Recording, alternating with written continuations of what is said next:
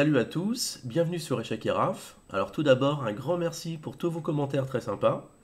Aujourd'hui, la chaîne compte plus de 1000 abonnés, ça fait vraiment très plaisir. Il y a quelque temps, nous avons vu la défense française variante d'avance. Aujourd'hui, nous allons étudier la variante Tarrache, toujours de la française, et principalement du côté des blancs. Alors si ce n'est pas déjà fait, merci de vous abonner à la chaîne, sans oublier de cliquer sur la petite cloche pour être informé des nouvelles vidéos. E4, E6, D4, D5, donc la défense française, où les noirs viennent attaquer le pion E4. Pour celles et ceux qui suivent régulièrement la chaîne, nous avons déjà étudié cette défense dans une précédente vidéo, plutôt côté noir, et les blancs avaient joué la variante d'avance en poussant le pion en E5. Dans la partie du jour, le grand maître ukrainien a choisi de protéger son pion par cavalier D2 pour obtenir un jeu de pièces plus ouvert. Alors le coup de cavalier en C3 était possible également, mais donnait au noir la possibilité de clouer le cavalier par fou B4, et donc en renouvelant la menace après sur E4, avec un jeu très complexe. En jouant cavalier D2, donc on évite cette variante, puisque sur fou B4, il y a tout simplement C3 qui chasse le fou et qui gagne un tempo. Après cavalier D2, les noirs ont joué cavalier F6, pour développer une pièce vers le centre et pour attaquer à nouveau le pion E4. E5, on sauve le pion tout en gagnant de l'espace et en attaquant le cavalier. Alors là, si le cavalier vient E4, on va prendre ici, et après le pion E4 est assez fragile. On peut faire cavalier E2, fou E7, cavalier G3, et on voit que le pion est très difficile à tenir. Alors c'est pour ça que sur E5, il est venu en D7. Et en plus, en D7, on va pouvoir soutenir la poussée thématique en C5. Fou D3, le fou se place sur sa meilleure case. Il contrôle beaucoup de cases et vise un possible roc ennemi. On avait déjà vu que sortir le cavalier maintenant en C6, ce serait beaucoup trop prématuré, puisque les pièces noires vont être très coincées sur l'aile dame. Elles n'ont pas beaucoup de cases pour s'activer. Et en plus, le centre blanc ne sera pas trop inquiété après la poussée en C3. Il est donc nécessaire, avant de bouger le cavalier, de faire la poussée C5 pour attaquer le centre des blancs, mais aussi pour s'offrir des cases. Donc sur l'aile dame, la dame pourrait venir en B6, en C7 ou en A5, et la tour pourra venir en C8 sur la colonne C quand elle risque de s'ouvrir un peu plus tard. Après C5, les blancs ont fait C3. C'est important de bien défendre le pion D4 avec un pion. Comme ça, en cas de prise, on va reprendre comme ça et on garde un duo central. Cavalier C6, le grand maître indien accentue la pression sur D4 et il menace donc de gagner un pion puisqu'il est attaqué deux fois. Cavalier E2, ça protège le pion deux fois. Et c'est malin de mettre ce cavalier en E2 plutôt qu'en F3. Comme ça, la case reste disponible pour l'autre cavalier, histoire de défendre encore mieux le pion D4. C prend D4, C prend D4, ça ouvre la colonne C. Et là, F6 a été joué. C'est un coup typique de la défense française pour menacer donc le pion E5 qui nous embête et qui donne beaucoup d'espace aux blancs.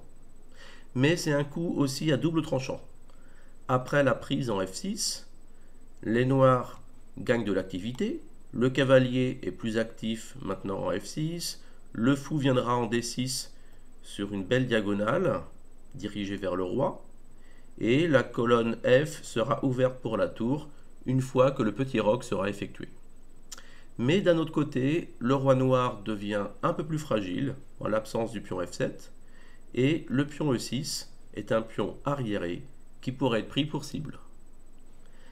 Cavalier F3, ça vise la case E5 pour empêcher les noirs de se libérer, et le fou C8 donc va rester coincé, pendant que le fou C1 lui va pouvoir sortir.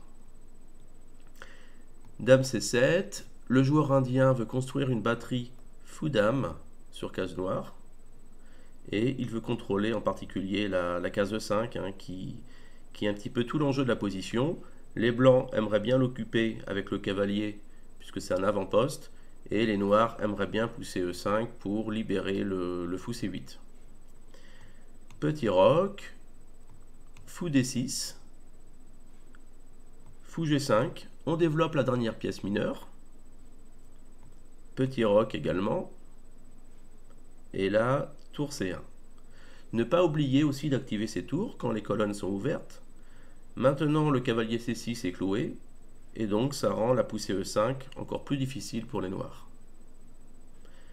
Fou D7, on active le fou et puis on lit les deux tours. Fou H4, là Oleksienko veut ramener son fou jusqu'en G3 pour s'échanger contre le puissant fou D6 et récupérer un meilleur contrôle des cases noires. Toujours la case E5. Cavalier H5, Gupta cherche à développer une attaque sur l'aile roi. On voit que son cavalier il vise la case F4 pour se rapprocher du roi. Et la tour, elle va pouvoir aussi à tout moment se sacrifier sur le cavalier pour démolir la défense adverse.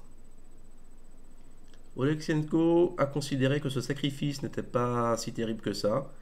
Il a joué fou B1, donc pour continuer lui son plan en faisant ensuite dame D3 pour viser le pion H7, ou éventuellement pour passer sa tour en C3 puis en E3 afin de taper sur le pion E6 qui est une faiblesse.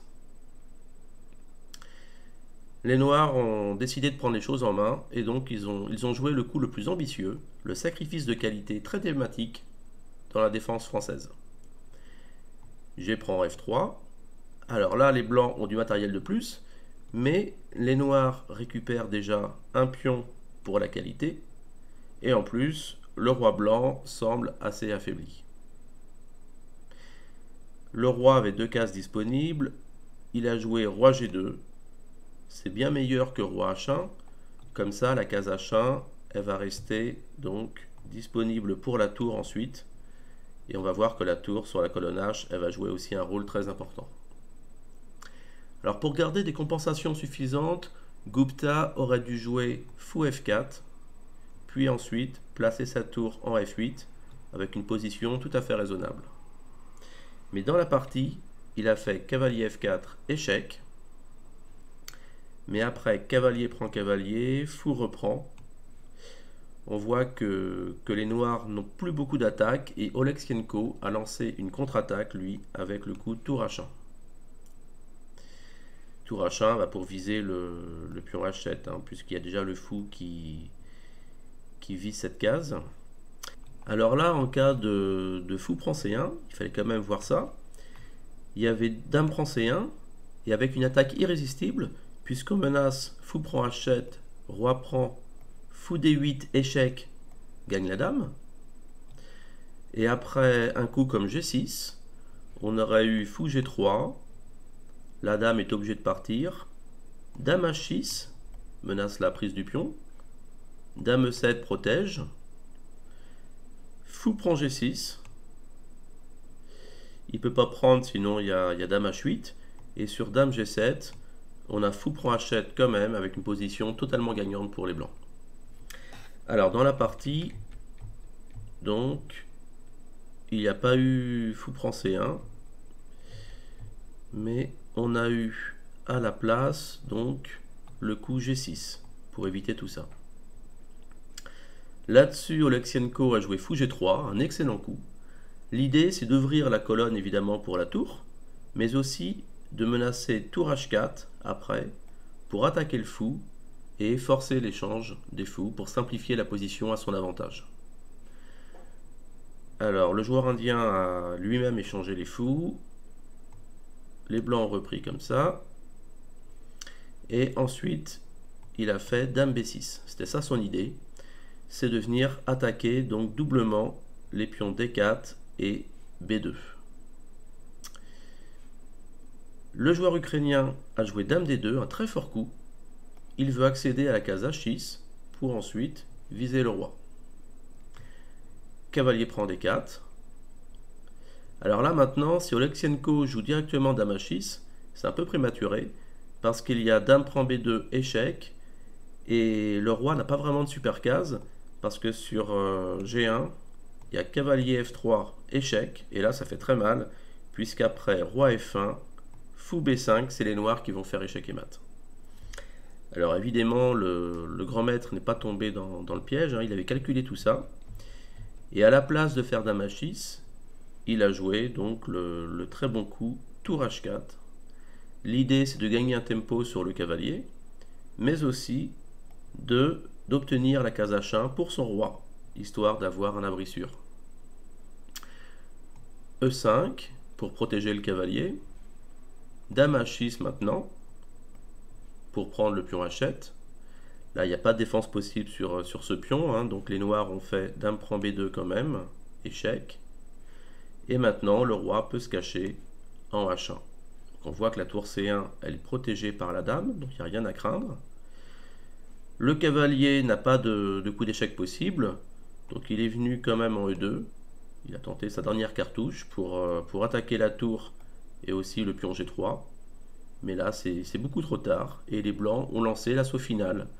Ils ont joué dame prend H7, échec, roi F8, dame H8, échec, roi E7, tour échec, roi E6, et là pour finir un joli sacrifice d'attraction qui a forcé l'adversaire à l'abandon, parce qu'on peut voir que sur roi prend fou, il y avait tour F7, échec, roi G5, dame H4 mat, et puis sur l'autre variante, s'il prenait avec le pion, on avait tour H6, échec, roi E7, ensuite dame F6, échec, roi E8 et tour H8 mat. Voilà, j'espère que cette partie vous permettra de mieux comprendre les idées stratégiques de la française. Merci de me dire en commentaire si ça vous a plu et de m'indiquer aussi les ouvertures que vous voulez voir dans une prochaine vidéo. Bonne journée et à bientôt!